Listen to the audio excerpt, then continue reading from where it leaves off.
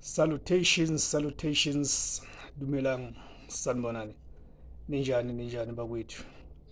Cha, mina ngiyaphila guys. I'm well. I don't have much to complain about. Guys, I want us today to touch on the subject of voting. Voting. I think many of you are aware that in South Africa this weekend it's a voter registration weekend, of which it's the last one because the previous one was in November. Yes, it was in November, yes. So this is a registration for the 2024 general elections. By general elections, we mean the national and provincial elections, right? So this weekend, or the third and the fourth, which is Saturday and Sunday, is the last registration weekend. For people to register themselves to be on the voters' roll so they're able to vote, guys. Okay, guys. And this is a very important elections this year.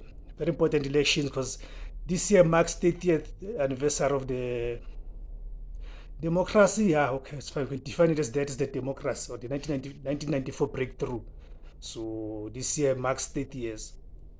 So it's a very key one. And it's a highly contested elections. These ones are highly contested because we've got about more than 300 political parties, if I'm not mistaken, that are on the voters roll that will appear. That's just how much political parties we have here in South Africa. So these elections are highly contested, and they come at a time when the country is going through so much. The country is going through so much. You can just check on the news. There's this Robesdal case that is going on about the two Afrikaner people who are attending the case for setting the dogs on a black person. Mind you, this is 30 years into the democracy, right? So that's just how key it is. So that just explains the context that these elections are taking place under. So those are the dynamics. That's why I'm saying these elections are hotly contested. Hotly contested, and as well, add to that the dimension of the new political party called Umkhonto weSizwe, which, by the way, has just thrown a spanner into the works. Like really has just opened the race wide. And what makes it more interesting now is that for the first time since 1994, as we go into these elections, the governing ANC, which has been the governing party since 1994, is not so confident or guaranteed of the majority being 50% plus. That's just how contested these elections are right now, you see. And they come at a time when unemployment is at its highest, unemployment at its highest. And there's so much poverty in the country. So this elections come at a very decisive time, very decisive moment, in the life of this country and this young democracy. That's just how key these elections are. So it's very important for people to go and register themselves. So they're able to decide the fate, not just the fate of their country, but the fate of their own lives. To say now, with all what is going on in this country, which direction do you want to see this country taking? Do you want to just be on standby, on a grandstand, watch? Or do you want to be part in trying to provide solutions to what is going on in the country, in solving the problems, more especially black people? Because like I've said, I've always concerned myself with the fate of black people. We cannot afford to stand aside. Of course, for people to feel so despondent, they are justified. They are justified because the political system has proven. Most of you are talking about the majority of the people who have been voting for the ANC. Of which the ANC has dismally failed them. It's a truth. You cannot run away from that. Yes, there's some good that the ANC has done. But now if you have to compare the good and the bad, the successes and the failures, doesn't look good. Does not look good. Hence now we've got people who are so despondent, who feel like by this voting in this political system is not responding to their issues on the ground. It is not responding to their core issues. But then at the end of the day, this is what we have, right? This is the only vehicle we have to try and effect change, unfortunately. So us standing aside on the grandstand,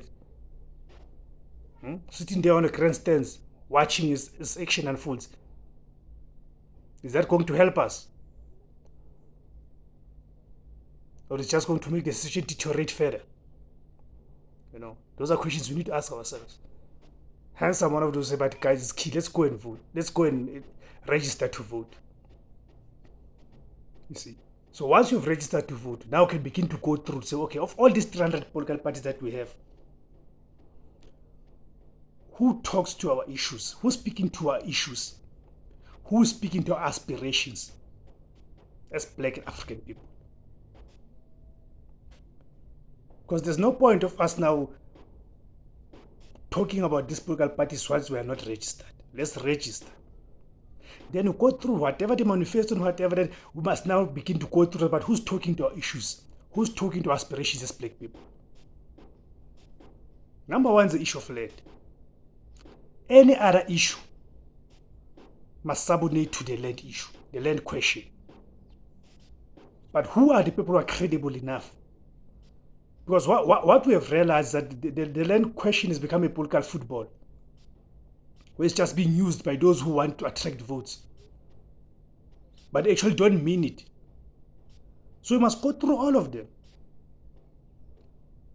I think it becomes our duty, even myself on this platform, now moving forward from up until the elections, to go through the manifestos, but only the election manifesto of those we consider to be progressive forces, not the likes of DA, actually say, but realize, no, those ones we know, those are reactionaries who want to maintain the status quo.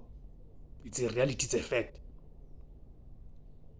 So on this platform now, we guys will go to every week now. Once those election manifestos become available, we go through those election manifestos to see about who's talking to our issues as Black people, who's talking about aspirations. Because now what we want is liberation now. We've seen that for past 8 years, the NC has failed, especially on the land questions. Dismally failed. It's a fact. You see.